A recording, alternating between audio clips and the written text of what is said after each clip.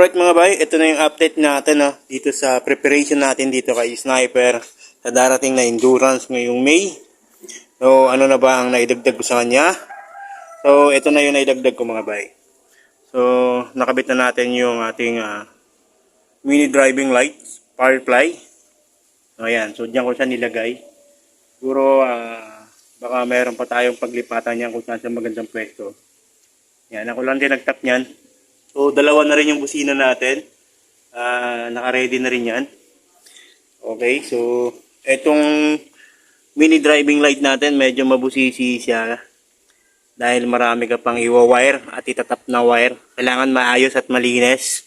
At para iwas tayo ground, iwas aberya sa daan, sa biyahe. Yan, so, ayan, isang busina lang ang binili ko. Pero yung isang busina, yan yung original. Nagdagdag lang ako ng isang busina. So okay naman, lumakas naman yung tunog. So for endurance lang yan, yun lang ang purpose ko dyan. At tatanggalin ko rin yan matapos yung laro. Katapos ng siguro bubunutin ko lang yung isang wire at ititape na lang. Kasi mga bay, bawal kasi yung sa motor yung masyadong malakas ang busina or palit na busina. So tatanggalin ko lang yung wire niyan. And then ititape natin na maganda, itatago. Ayun.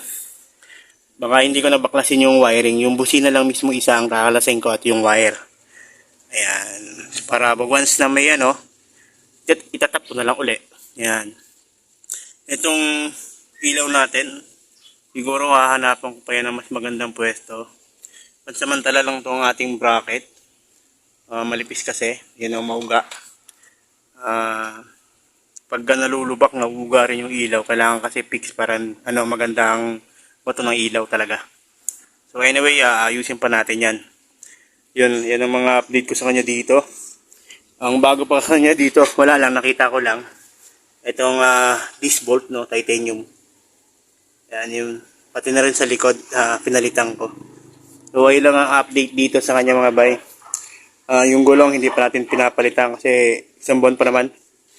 And then ang gagawin ko na lang dito ay magpapalit na lang ako ng spark plug tsaka air filter, Ayan. Yun na lang ang kulang, tsaka change oil. So depende anong gagawin kong siguro yung motul na 300 plus.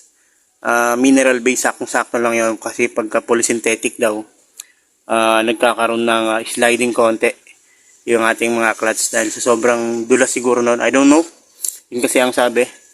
So yun lang ang gagamitin natin na synthetic base lang. Depende, bahala na kung ano tong gagamitin nating langis na maganda sa mga long drive, mabara na takbuhan.